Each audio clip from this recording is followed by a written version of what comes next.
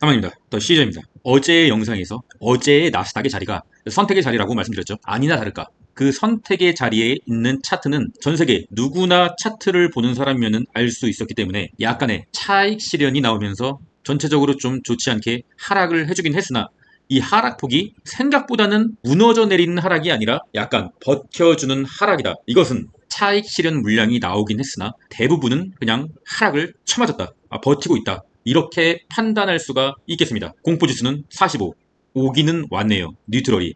기술적 반등은 뉴트럴까지는 찍어주지 않겠느냐라고 말씀드렸죠. 그게 온 거예요. 기술적 반등이 전부 다 나온 겁니다. 그렇다고 하면 이제 미국 주식이 다시 우상향으로 돌릴 수 있겠느냐, 그것을 오늘 영상에서 다뤄보도록 하겠습니다. 푸드옵션 0.71이죠. 통상적으로 0.80 미치면은 강세장, 0.70 미치면은 부분 매도를 슬슬 해봐야 되는 시기라고 말씀드렸죠. 현재는 0.71, 애매하다. 정말 나스닥이 21선을 아직 상방으로 완벽하게 돌렸다고 보기는 힘든 자리인데 0.71이다. 그렇다고 하면 우리가 이런 그림도 한번 머릿속에 집어넣어야 됩니다. 바로 이때와 마찬가지로 이때도 0.7 초반대를 찍어주고 일시적인 푸드옵션이 급반등을 해주고 다시 한번 최저점을 찍으러 가는 이러한 그림, 충분히 나올 수 있지 않을까. 현재의 강한 나스닥의 상황이라면 좀 긍정적으로 한번 생각해 보려고요. 물론 아닐 수도 있겠죠. 나스닥 지수 차트 1봉입니다. 현재 어제 하락이 나오긴 했지만 5일선을 깨지 않았기 때문에 어제의 고점에서 부분 익절을 실행하지 못했다고 하면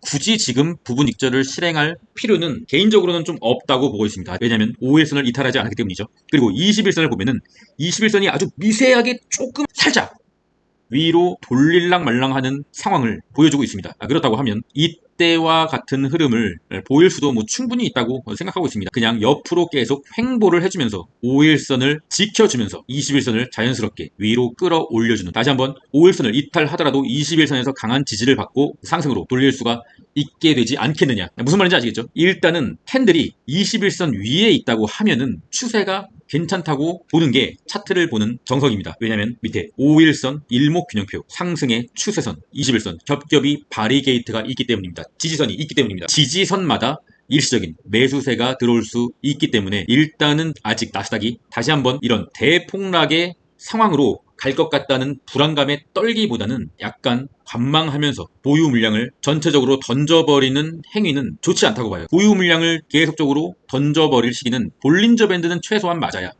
캔들이 볼린저 밴드 위로 올라가거나 상단 저항선을 맞거나 그러면은 부분 익절을 해도 괜찮다고 보지만 지금 자리에서 미리 예측하고 부분 익절을 하기에는 먼 훗날 봤을 때 약간 좀 아쉬운 부분 매도가 될 수가 있다. 하지만 내일 잭슨홀 미팅이 시작되면서 우리 또 파월 형님이 금리 인하에 대한 제스처를 전혀 보여주지 않는다고 하거나 아직도 지표가 모자라다 이런 개소리를 시전하면은 상당한 폭으로 하락을 맞을 수가 있겠죠. 그런데 그래서 어쩌라고 다 팔고 숏을 잡기에는 현재 자리는 너무 아까운 위치다 라고 말씀드릴 수가 있겠습니다. 환율 체크하겠습니다. 환율은 어제 영상에서 볼린저 밴드 밖으로 완전히 나가기 때문에 일시적인 반등이 올 수 있다고 말씀드렸죠. 현재 환율이 일시적인 반등이 당연히 나와야 될 게 나오고 있다고 보시면 되겠습니다. 일단 환율이 너무나도 급하게 내리는 것은 좋지 않기 때문에 점진적으로 파동을 그리면서 내리는 것이 오히려 좋다고 말씀드릴 수가 있겠습니다. 환율이 내리는 것은 일단은 주식이 오를 수 있는 가능성이 높기 때문에 괜찮다고 보고 있습니다. 21선 계속적으로 내려오고 있죠.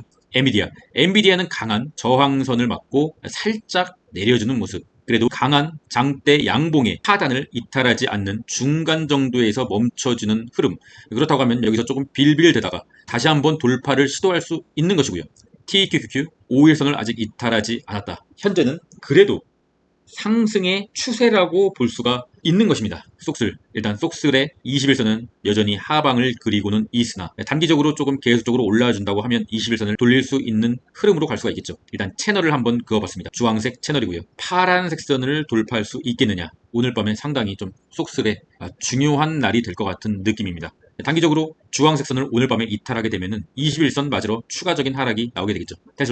테슬라는 약간 애매하게 주차를 했네요. 파란색 장기 삼각 수렴의 저항선인 파란색 선을 장초에 돌파했다가 애매하게 주차를 한다. 애매하다고 말씀드릴 수가 있겠습니다. 저 같은 경우는 계속적으로 올해 초부터 테슬라를 모아왔었죠. 힘든 시간을 굉장히 오랫동안 버텨내었고요. 테슬라 본주는 아직 가지고는 있고요. 레버러지 2배, 3배짜리는 이 부근에서 거의 다 익절을 하고 거의 소액만 레버러지로 들고 있습니다. 주식은 기다림입니다. 기다림이요. 현재 우리가 힘들어하고 있는 비트코인 관련주와 일부 물린 종목의 경우에도 분명히 긴 기다림이 끝나면은 이 테슬라처럼 좋은 날이 오지 않을까 생각하고 있습니다. 여러분 힘내십시오. 소세 보조지표. 일단 스토캐스틱 K값이 D값을 아직 아래에서 위로 터치하진 않았다. 하지만 약간의 반등을 시작하고 있는 모습이죠. 일목균형표의 그물대의 하단에서 지지를 받았다.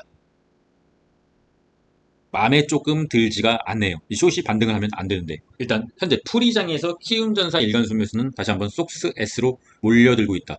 키움전사가 살짝 스마트해졌나? 뭐 이런 생각도 들고요. 비트코인에 계속적으로 몰리고 있는 모습은 비트코인의 저점이 현재의 자리가 아닐 수도 있다. 뭐 이렇게도 판단할 수가 있겠습니다. 코인의 공포지수 26이고요. 코닐의 차트. 어제 코닐이 장초에 상당히 좀 좋은 모습을 잠깐 보여주다가 그대로 내리꽂으면서 이때처럼 장대 음봉을 만들어내었습니다. 쐐기형 삼각수렴의 채널을 조금 늘려봤고요. 코닐이 어차피 미친 종목이기 때문에 그 어떠한 상황도 나올 수 있다고 생각하고 있습니다.